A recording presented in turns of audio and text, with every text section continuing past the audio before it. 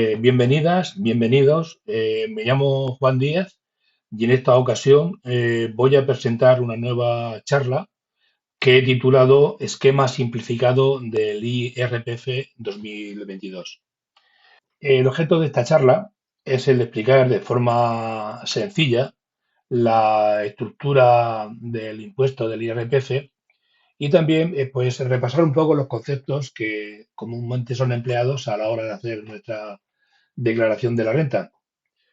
Pues bien, en primer lugar, lo que tenemos que definir que es el IRPF, el impuesto a las rentas de las personas físicas. Pues el IRPF es un tributo de carácter obligatorio, personal y directo, que grava con principios de progresividad, es decir, paga más quien más rentas percibe, tiene en cuenta las condiciones personales y familiares del contribuyente. Por ese motivo, una persona casada con hijos tributa menos, tiene menos impuestos que un soltero, y también una persona con disminución física o psíquica también tiene ventajas fiscales, por así decirlo, y paga menos impuestos. El periodo impositivo va desde el día 1 de enero hasta el 31 de diciembre de cada año. Es importante este concepto de domicilio fiscal porque, como veremos a lo largo de la charla, el 50% de lo recaudado en el impuesto del IRPF está cedido a las comunidades autónomas. Y cada comunidad autónoma, de la parte que le corresponde, puede variar las condiciones fiscales de las personas que viven en su comunidad. Otro concepto que es importante tener claro es el tema de las retenciones fiscales, que no es ni más ni menos que unos dineros que adelantamos a Hacienda en concepto de impuestos y que luego tenemos que saldar a la hora de hacer nuestra declaración. De tal manera que si las retenciones que nos han efectuado durante el ejercicio son mayores que lo que nos corresponde pagar, pues nos devolverán y si no, pues tenemos que pagar nosotros. Con toda esta información hay una cosa que también debemos tener muy clara y hemos oído hablar con frecuencia de lo que es el borrador de la declaración de la renta. Pues el borrador de la declaración de la renta no es ni más ni menos que una declaración de renta que Hacienda nos prepara con nuestros datos fiscales de la información que ha recibido nuestra de todo el año. De tal manera que como Hacienda conoce cuáles han sido nuestros ingresos o nuestras rentas, conoce las retenciones que nos han efectuado y tiene todos los conceptos que concierne a este impuesto, pues a la hora de hacer nuestra declaración elabora un borrador que nosotros debemos de decir si estamos conformes y si es así, pues ya está hecha la declaración, ni más ni menos. Y esa declaración pues va a estar hecha en función del esquema que aquí a continuación os voy a detallar. El esquema del IRPF podemos decir que se compone de dos ramas. Una que es la base general, en la que entrarían todo tipo de rentas de cualquier naturaleza, y otra que es la base del ahorro, que son las rentas que percibimos en concepto de nuestros ahorros o de nuestras inversiones. Están diferenciadas. Luego las matizaremos con detalle. Pues una vez que tenemos ubicadas las rentas de cada una de estas dos ramas, la base general o la base del ahorro, les quitaremos los gastos que se puedan producir como consecuencia de estos ingresos que hemos percibido y lo que haremos es que una vez que tengamos los conceptos líquidos, los conceptos netos, lo vamos a someter a una tabla que es la tabla impositiva, que es la que aquí os presento, que lo que nos va a hacer esta tabla va a ser sencillamente traducir las rentas que hemos percibido a impuestos que hay que pagar a Hacienda. Una vez que sepamos lo que nos corresponde pagar, pues se integraría en lo que se llama la cuota íntegra. Luego ya pasamos de rentas a cuota a pagar a Hacienda. De igual manera, en la base del ahorro, todas aquellas rentas que hayamos percibido en concepto de intereses o de cualquier naturaleza, pues lo que haremos es lo mismo. Quitaremos los gastos y a continuación le aplicaremos también la tabla del ahorro, que ya os digo que es distinta a la tabla de tipo general. Y igual que antes, esta tabla del ahorro va a traducir las rentas que hemos percibido a impuestos a pagar que se integran en la cuota íntegra. Luego en la cuota íntegra entrarán los conceptos que vengan por la base general y los que vengan por la base del ahorro. Y esta cuota es la cantidad que hay que pagar a Hacienda. Ahora bien, a esta cuota íntegra se le pueden quitar o lo que se llaman las deducciones de la renta. Y estas deducciones de la renta son unas ventajas fiscales que o bien de forma estatal o bien de forma autonómica se conceden a personas con unas características determinadas para minorar un poco su carga fiscal. Una vez que le quitamos una cuota íntegra, le quitamos las deducciones, se obtiene la cuota líquida. Y esta sí que es la cantidad que paga la Hacienda de impuestos de ese ejercicio. Luego, entonces, ¿qué hay que hacer ahora?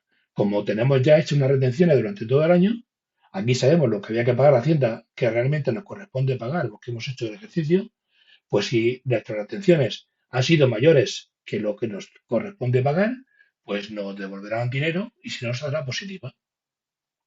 Y este es el esquema muy simplificado de cómo funciona el impuesto. Hay un aspecto que sí me quiero detener y que es importante que comprendamos porque a veces es confuso, y es el tema de las tablas impositivas. Como os he dicho, hay dos tablas, una que es de la base general y otra que es de la base del ahorro. Pues bien, ambas son, como todo el IRPF, son progresivas, es decir, va aumentando la fiscalidad en función de la cantidad de rentas que hemos percibido. De tal manera que una persona que tribute entre 0 € hasta 12.450 euros, se le va a aplicar un tipo impositivo del 19%. El programa de Hacienda, de forma automática, calculará cuál es la cuota a pagar por este concepto. Pero ¿qué ocurre? Si esta persona cobrara 50 euros más de los que aquí tiene de tope, esos 50 euros pasarían a otro segundo tramo. Y en ese segundo tramo, en vez de pagar el 19%, pagaría el 24%. Y así sucesivamente. De tal manera que los tramos, una vez que se haya completado un tramo, el exceso de ese tramo ya pasa a otro escalón y tributa de forma más alta. Si una persona recibiese rentas mayores de 300.000 euros, todo lo que percibiera por encima de esa cantidad tributaría al 49%. Como antes os he dicho, toda esta operativa la hace el programa de forma automática. Es decir, cuando nosotros llegamos a la base líquida y sabemos cuáles son las rentas que hemos percibido, automáticamente el programa traduce, por el mecanismo que os he explicado, las rentas que hemos percibido a cuota que hay que pagar. De la misma forma que ocurre con las rentas de las tablas de la base general, pues ocurre con la base del ahorro. Destacar una cosa, la base general va desde el 19%, puede llegar hasta un 49%, mientras que la base del ahorro va desde el 19% hasta un 26%. Luego es más gravosa la base general que la base del ahorro. Si os fijáis en el esquema, he dibujado una serie de apartados de color amarillo que son los únicos sitios donde nosotros podremos hacer aportaciones e información complementaria al IRPF. Todo el proceso se hace de forma automática. Para enfatizar un poco más el tema, vamos a ver algunos conceptos que se incluyen en la base general y también cuáles se incluyen en la base del ahorro. En la base general, como antes he dicho, van a venir casi todas las rentas que generalmente percibimos y pueden ser de distinta naturaleza. Pueden ser rentas del trabajo, también si es trabajo ajeno, también pueden ser las rentas que percibe un autónomo. Y también hay otros conceptos como pueden ser las rentas que se le atribuye a tener viviendas o bien alquiladas o a libre disposición del contribuyente. En fin, todo eso, una vez que se ha magnificado, se ha cuantificado, es lo que se sumaría en la base general. Luego esta base general va a agrupar todo tipo de rentas. A esa base general hay una cosa que es específica de esta rama, que son las reducciones. Esas reducciones, que solamente las voy a mencionar a título informativo, aplican en un concepto muy, muy determinados, como son los planes de pensiones. Los planes de pensiones, que habéis oído que tienen buen tratamiento fiscal, lo que están haciendo es que lo que hayamos aportado a un plan de pensiones resta de la base general. Por tanto, si resta de la base general, tiene muy buen enfoque, digamos, tributario, porque lo que está restando es de la parte alta de nuestros impuestos. Por tanto, todo lo que se aporta a los planes de pensiones, pues reduce mucho la carga fiscal. Y como hemos dicho, una vez que tenemos ya la base general, le hemos quitado las reducciones, está lo que se llama la base líquida la base líquida general, que es a la que se somete la tabla. Por otra parte, la base del ahorro hay dos apartados que están diferenciados. Uno que se llama el capital mobiliario y otro que son las variaciones patrimoniales. Los rendimientos del capital mobiliario no es ni más ni menos que aquellas rentas que percibimos de intereses, de dividendos, de letras del tesoro, de cualquier cosa que percibamos de nuestros ahorros y que nos pagan a lo largo del año. Y por otra parte, puede ocurrir que en el ejercicio hayamos hecho alguna venta de algún producto financiero. Bien pueden ser acciones, puede ser la venta de una casa, la venta de un fondo de inversión, de un ETF, de criptomonedas, que como digo, se pueden haber vendido durante el ejercicio.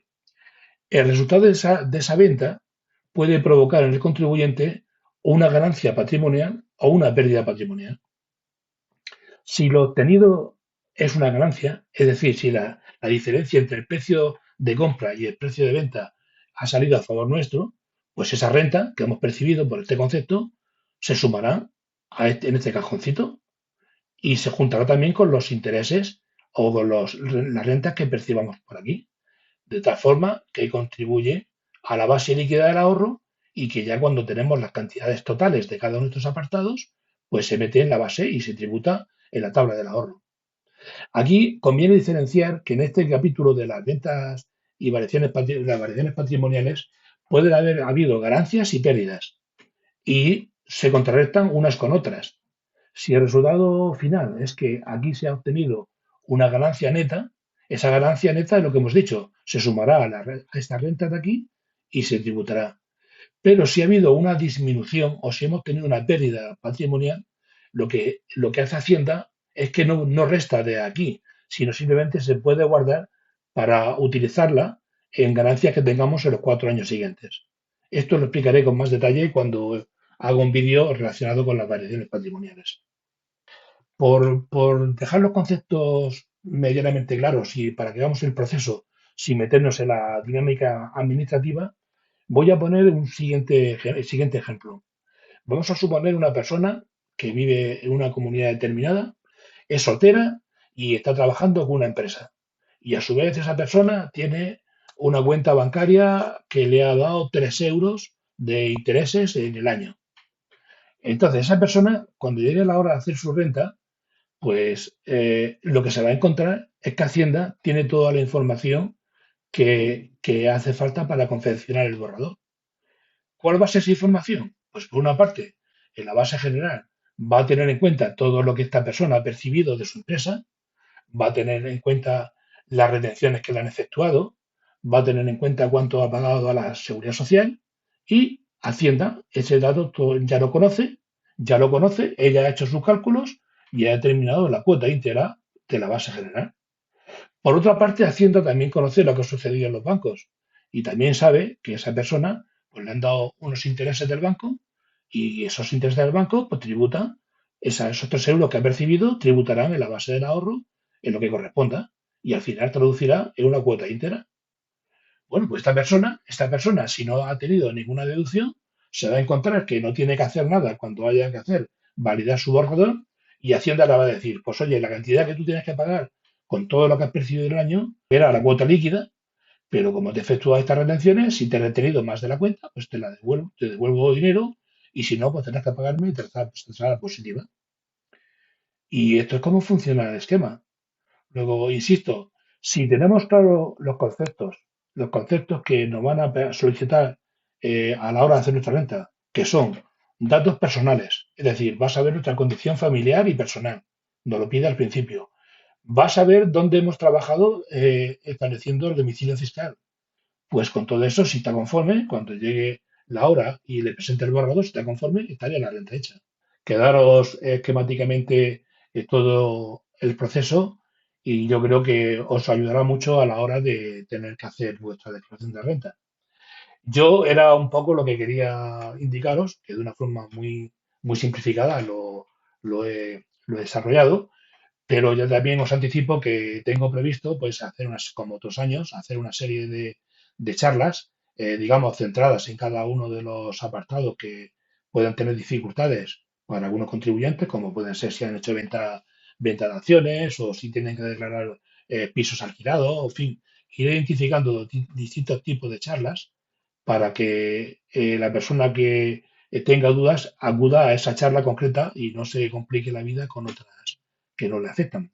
Si queréis seguir recibiendo información de las próximas charlas o queréis alguna aclaración, pues deciros que yo tengo un canal en YouTube que podéis acudir a mi canal y si os suscribís os llegarán las próximas charlas que realice. También tengo otro blog en Rankia en el que también publico estos vídeos y si tenéis alguna duda, pues podéis mandarme vuestras consultas a este correo electrónico y amablemente pues os responderé. Pues esto es lo que quería comentaros y me emplazo con vosotros hasta una próxima charla. Muchas gracias por toda vuestra atención y hasta la próxima. Buenas tardes.